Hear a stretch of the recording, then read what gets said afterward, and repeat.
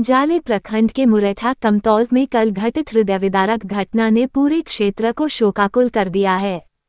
पानी में डूबने से एक ही मोहल्ले की 3 मासूम बच्चियों, 1 अमृता कुमारी पिता विनोद ठाकुर, 2 संगीता कुमारी पिता रामनाथ ठाकुर, 3 किरण कुमारी पिता राजकुमार ठाकुर की असामयिक मृत्यु ने हर किसी को स्तब्ध कर दिया।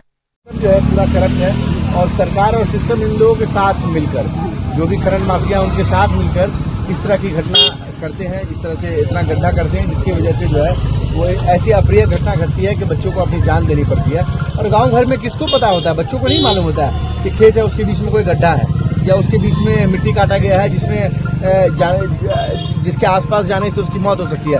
बच्चे को क्या मालूम होता है, 10, 11, 12 साल का वो बच्चा होता है, उसको तो जानकारी होती नहीं है। वो तो दुर्गा पूजा की तैयारी में वो बच्चियां गई थी, उनको क्या मालूम था कि वहां जाके ऐसी घटना उनके साथ घटेगी। निश्चित तौर पर सरकार को इस पर जो है लगाम लगाना चाहिए और ऐसे तमाम लोगों पर जो है वो कार्रवाई भी करनी चाहिए जो लोग इस तरह से इतना ज़्यादा खनन करते हैं, मिट्टी जो है वो मानक से ज़्यादा काटते हैं। अंकुश इस पे लगना चाहिए। सब जो है पूरा करप्ट है और सरकार और सिस्टम इन लोगों के साथ मिलकर, जो भी खनन माफिया उनके साथ मिलकर इस तरह की घटना करते हैं, इस तरह से इतना गड्ढा करते हैं जिसकी वजह से जो है वो ऐसी अप्रिय घटना घटती है कि बच्चों को अपनी जान देनी पड़ती है। और गांव घर में किसको पता होता है, बच्चों को नहीं मालूम होता है कि खेत है उसके बीच में कोई गड्ढा है या उसके बीच में मिट्टी काटा गया है जिसके आसपास जाने से उसकी मौत हो सकती है।